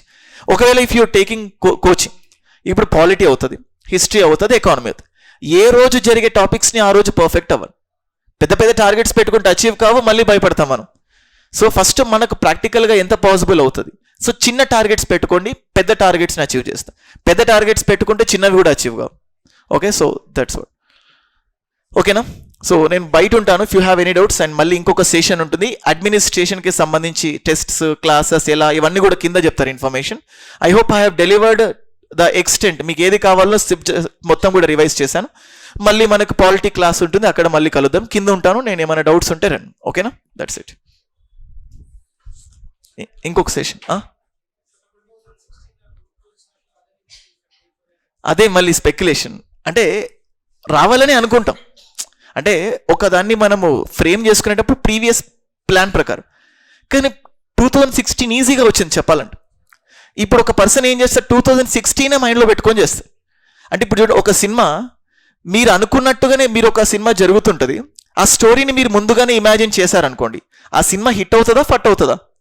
అంటే ఫస్ట్ రివ్యూలో ముందే ఊహించుకోగలిగిన సీన్ అంటే. ఇప్పుడు ఈ 2023 పేపర్ కూడా 2016లో వచ్చినట్టే వచ్చింది, కానీ మళ్ళీ విమర్శలు వస్తాయి, అంతే కదా? Common tendency. మార్చడానికి ప్రయత్నిస్తారు, మారొచ్చు. ఇది ఎట్లుంటుందంటే నాన్నకు ప్రేమతో మూవీలో ఆ 2 balls పెడతారు కదా, ఏ బాల్ పెడితే అది అన్నట్టు, ఇట్స్ ఓన్లీ స్పెక్యులేషన్. ఇలా వస్తుంది అనుకోవచ్చు, బట్ వీ డోంట్ డిపెండ్.